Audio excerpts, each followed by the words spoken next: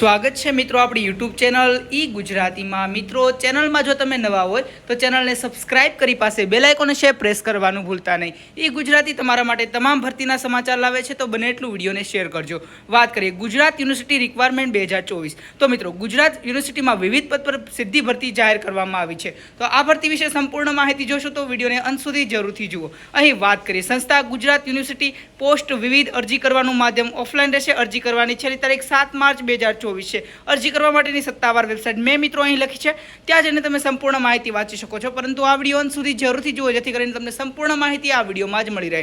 આગળ વાત કરીએ પોસ્ટનું નામ ગુજરાત યુનિવર્સિટી દ્વારા લેબ ટેકનિશિયન, મલ્ટીટાસ્કિંગ સ્ટાફ તેમજ ડેટા એન્ટ્રી ઓપરેટર તેમજ કાર્ડિયોનેટરના પદ માટે ભરતી કરવામાં આવી રહી છે। અરજી ફી વિશે વાત કરીએ તો આ ભરતીમાં આવેદન કરવા માટે તમારે કોઈપણ પ્રકારની અરજી ફી ચૂકવવાની રહેતી નથી। આગળ વાત કરીએ વય મર્યાદા વિશે, તો આ ભરતીમાં આવેદન કરવા માટે ઓછામાં ઓછી 18 વર્ષ નક્કી કરવામાં આવી છે તથા વધુમાં વધુ વય મર્યાદાનો જાહેરાતમાં કોઈ પણ ઉલ્લેખ કરવામાં આવ્યો નથી। અરજી કરવા માટે જરૂરી ડોક્યુમેન્ટ વિશે વાત કરીએ આધાર કાર્ડ, પાન કાર્ડ, ચૂંટણી કાર્ડ, પાસપોર્ટ સાઇઝ ફોટો, સહી, લિવિંગ સર્ટી, માર્કશીટ, ડિગ્રી તેમજ અન્ય જરૂરી પુરાવા। શૈક્ષણિક લાયકાત વિશે વાત કરીએ તો આ ભરતીમાં અરજી કરવા માટે તમામ પોસ્ટની શૈક્ષણિક લાયકાત ધોરણ 10 પાસ થી લઈને અહીં અનુસ્નાતક એટલે કે પોસ્ટ ગ્રેજ્યુએશન સુધીની અલગ અલગ છે। લાયકાત સંબંધિત વધુ માહિતી તમારે જાહેરાતમાં અવશ્ય વાંચવાની છે।